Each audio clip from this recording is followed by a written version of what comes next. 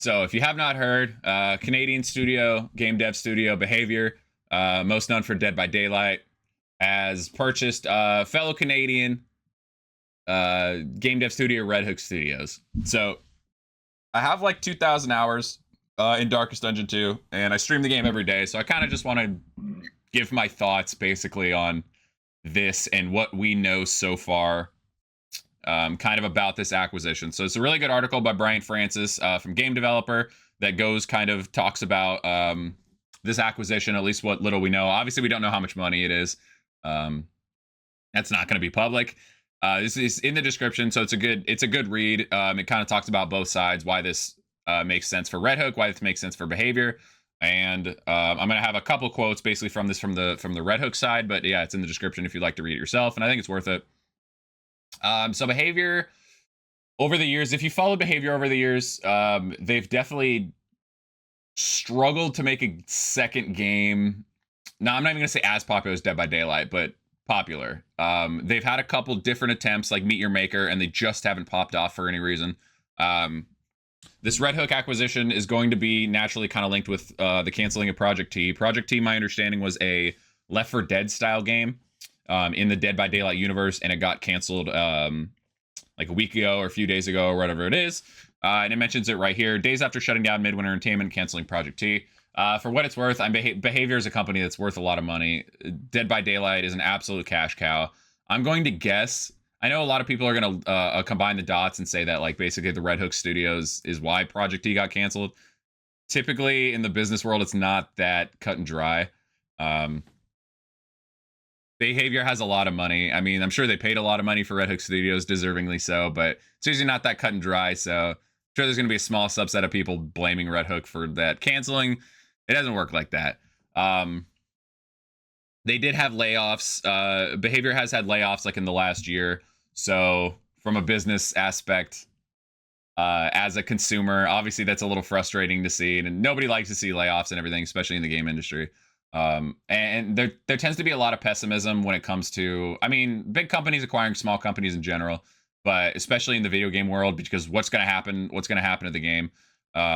And that's understandable, but my opposite side of it I would say that Red Hook in their 9 years or whatever it is that they've been around, 10 years, have never really made any really, really bad decisions. I think that they deserve the benefit of the doubt when it comes to making decisions. There was a lot of people that said the sky was going to be falling when they did the Epic for DD2. They were on Epic. They were Epic exclusive for a year before the game actually came out. There's a lot of people saying like, you know, that's going to be a super bad thing, and ended up not being a thing. And you'll notice as we kind of go through this article that there was a similar vibe of basically there was an article with DD2 where they talked about, they basically like, we don't have a Call of Duty in the sense of, or even a Dead by Daylight, you could say even, but like a cash cow game. So if Darkest Dungeon 2, if Darkest Dungeon 2, you know, a couple years ago, if this game would have flopped, Red Hook as a developer would be screwed. So a thing that they said with the whole Epic Games thing is like, this gives us a little bit of stability to be a little more comfortable that they're going to have the money and everything to continue doing what they want to do. And you'll see a similar, as we kind of go through this, a similar vibe essentially when it comes to this acquisition. So let's go to, it talks about Behaviour side. Let's go to Red Hook side a little bit. So you talk about provide stability. So that was the exact same kind of word choice that they said when it came to Epic. Just get the money to get a year to be on Epic Game Store for a year. So a couple really, really interesting things here, by the way. We felt this is a chance to build a strong runway for a future title and provide stability. So they have choice, they have ideas. So that's actually really, really interesting. And they mentioned also, they mentioned specifically also, but when Chris Barassa raised the idea of making Darkest Dungeon a franchise as big as Dragon Age. So this is not only a sudden, and they do say, they seemed eager to stress that this was not a purchase of last resort for the company. And I would agree with that. I mean, Darkest Dungeon 1 is kind of a cash cow, in a smaller, indie game cash cow, not exactly like a you know, Dead by Daylight style.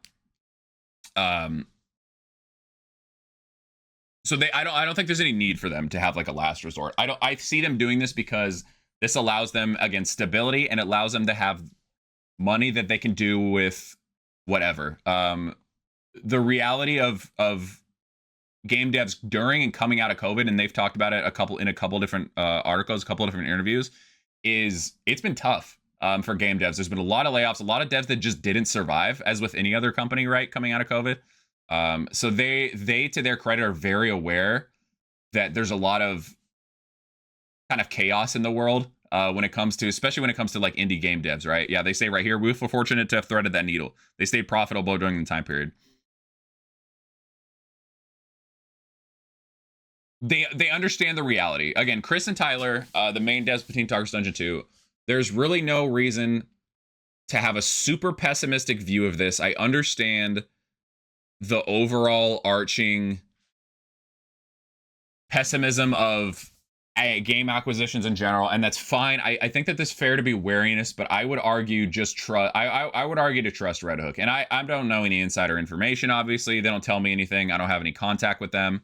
That's just me saying this just based on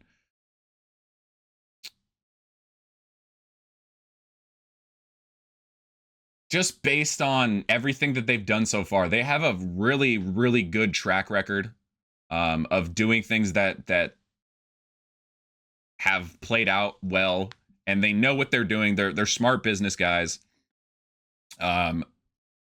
We will learn more in the next coming days, I'm sure, more about this acquisition and what the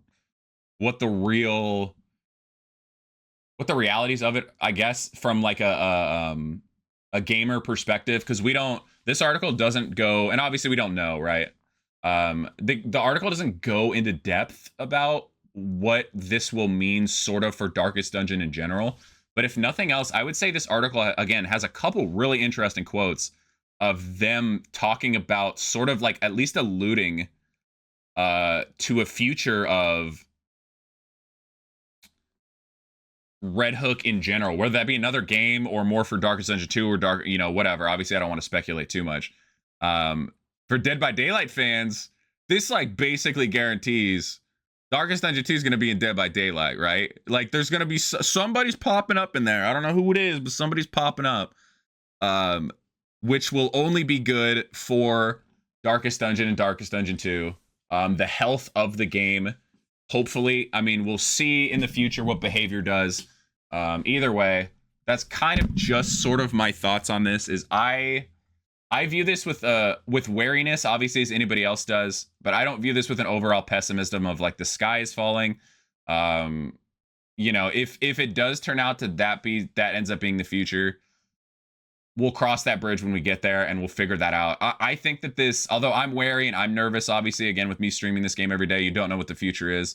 I don't see any reason, I'm similar, I assume, with the Epic year-long exclusivity, is if this gives Chris and Tyler and everybody else at Red Hook more flexibility to do whatever it is that they want to do, whether it be financial or just flexibility in the sense of knowing that they have a bit of a fallback and they can do kind of these bigger, they can make these bigger decisions and take these bigger risks and hopefully take the game to a different level. I think that that's good. We will see in the long term.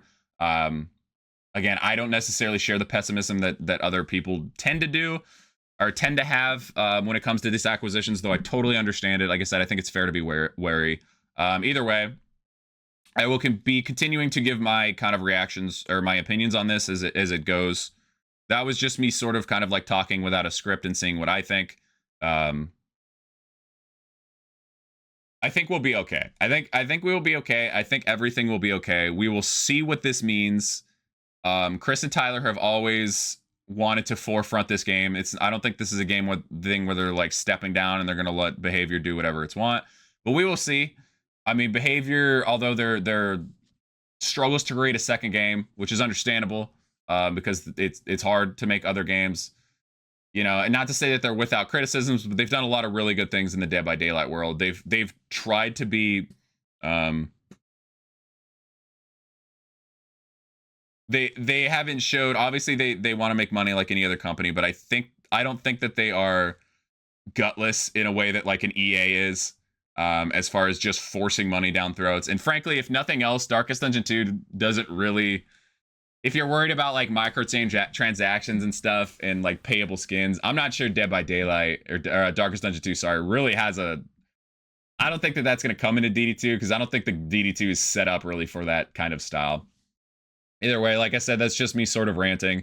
I hope you have a nice day. You all have a nice day. I stream every day, twitch.tv/MarinerHawk. Play this game every day. We will continue to be talking about this for a while, I'm sure, but I kind of wanted to organize my thoughts in a video for anybody who's interested. Either way, I appreciate you watching. I hope you have a nice rest of your day.